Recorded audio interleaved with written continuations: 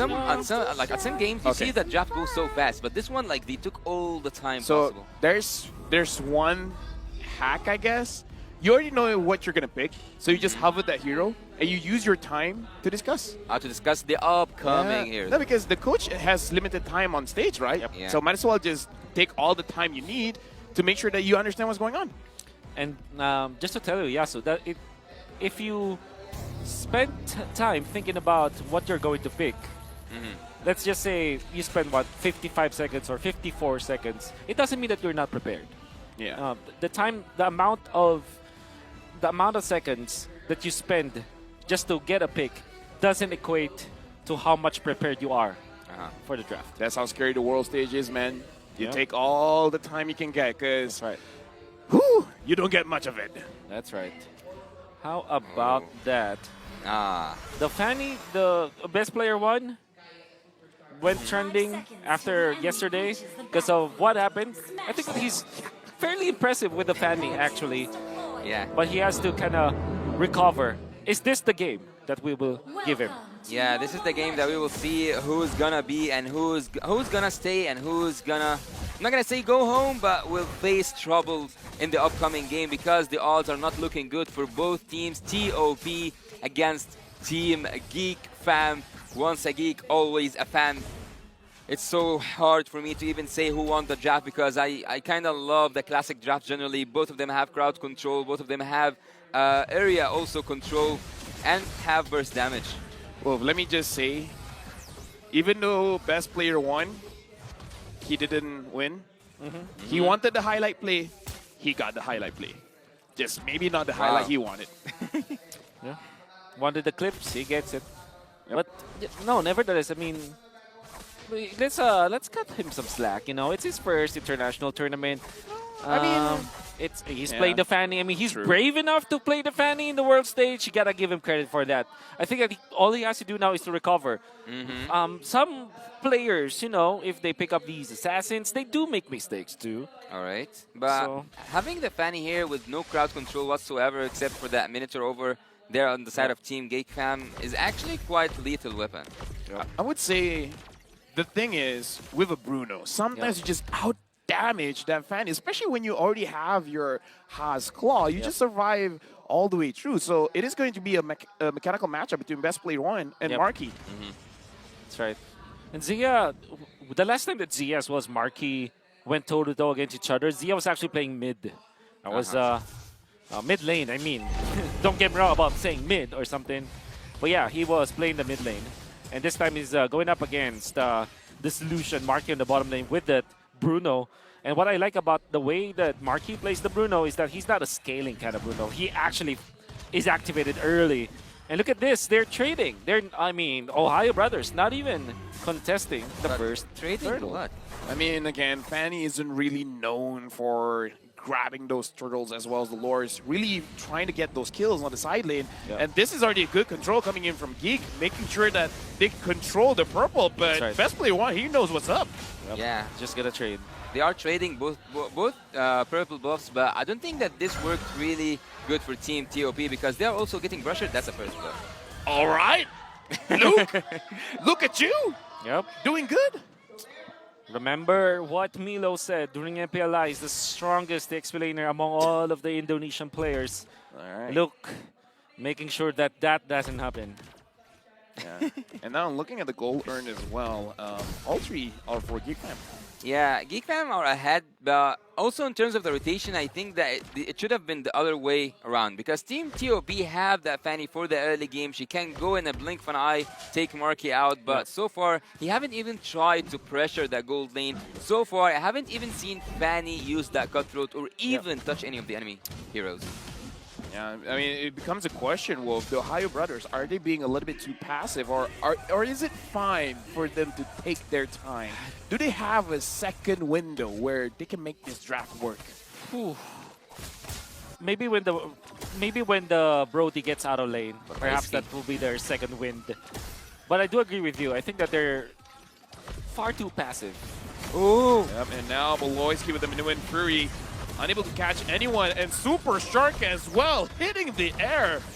Unable to hit that Rage. A-Boy. A-Boy with the burst damage that happened here underneath the feet of every member of Team TOP. It was so hard for them to survive. Actually, that was an almost massacre at the bot lane. Honestly, right now, I'm looking at Best Player 1, level 6, and Nail, level 7. I don't know, Wolf. I'm not an analyst, but that doesn't seem good. Yeah, that doesn't seem good, especially if you're a fan. You want to at least be at the same level all the time. That means that the only way for you to kind of recover as the Fanny is that you always take your own jungle, your own side of the jungle. And Geek Fam will get the second turtle again. Easily. Yeah, they are not even trying. Team TOB are playing way too passive. Even though they have the Fanny and they have really good damage at the early game, they also can rely, yes, they can rely on Zia's damage at the late game.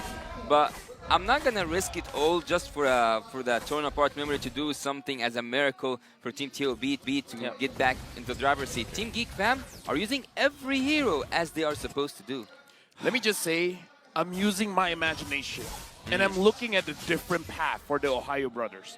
Zia as a Brody can take down those turrets very fast, same as the Fanny. Perhaps they can do a 1-3-1?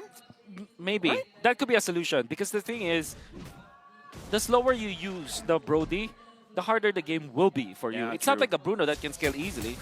Oh, all right, oh boy. But gets out. He looks more calm than me. Yeah. I was scared for him. Yeah. Oh, bot lane. Yeah, right now, Nail as well as Luke finds one on Zia. Zia gets taken down. Super Shark, can he get anything out of this? Ooh. He finds Beloyski. Beloyski able to heal. Minoan Fury on to Super Shark. And now it looks like Super Shark is the one that's going to get taken down. He is Marky. down. Wonderful juggle coming out from Geek Fam, but even better, Nail. The best timing to actually take on Zia. Never mind the Fanny. Just take out the Goldaner. I think that there is nothing that Team TOP can do at the moment. A dominant 4 game seconds from for the Geek retry Fam. for Yeah. Nail. But he will be. Oh, penalty zone by Milo, able to catch Nail. Unsure whether he got the buff or not. He did, and Best Player 1 survived, but no purple buff for him. Oh my God. I'd say that's worth it for Nail. I mean, he That got is- the purple buff. Yes, 100% worth it for Nail, because they got a kill onto Milo as well. I mean, they're not essentially growing the farm on Nail, but they're taking away so much from best player. Oh, but I have a question here. All the players from Team Geek Fam, except of course for the Roamer, are up there in the charts, and Team TOP are actually the ones who are supposed to be in the lead, Yes. which is actually pretty annoying to me to watch. Because why Team TOP are playing so passive with such draft? Yeah. I know where your sentiments are at, because you kind of want to use the Kufra Brody combo. You want to use the Turtles at this point. And even the Valentina, having access to the Minoan Fury to copy. There are so many team fighting tools that you could be using. And then maybe it should be best player who is splitting the map. But instead it's Zia. So I also don't like the way that they are approaching this Brody draft. Yeah. They're taking all the turtles, or like basically leaving all the turtles for Team Geek Fam, and leaving everything that can be and cannot be took by any team in the matter of 7 minutes. And you forgot to mention Fanny. Fanny's early game is actually really good, even though, look, he's not doing anything. He's getting melted.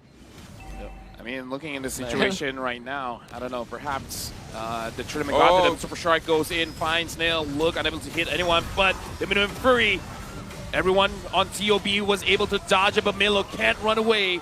Look grabs the kill, and not enough damage from Zia just yet. Baloyski is unkillable at this point. At 8 minutes, no deaths on Baloyski means that he might have the second item already come the next Lord fight, which also means that you can't do anything. And by the way, look at what they're doing. They're leaving the purple buff, the baby purple buff, Oh, yeah. so that best player 1 will not be able to trade. Best player 1 actually is now trying to go for a split bush kind of approach, which is okay for a Fanny, but there could have been much more than that to do. It was actually forced. He doesn't have any choice but to split bush at this moment. Yep, and right now, Ouch. Geek Fam engages on the Ohio brothers, but really just to zone them away. At this point, they're just grabbing what they want for free. Yep, and they're going to be defending bottom. Fortunately for the Ohio brothers, they have 2 carts down the bottom lane. That means that if you're looking at this turret, it is actually whittling down.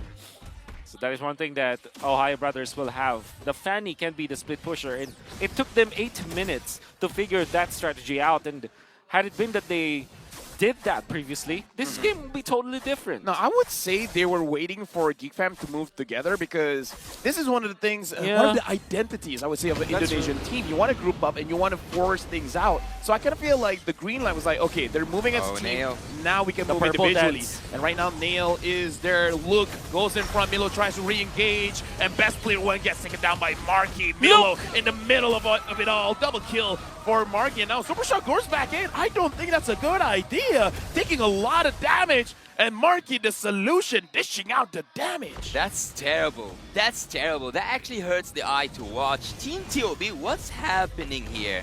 What's happening here?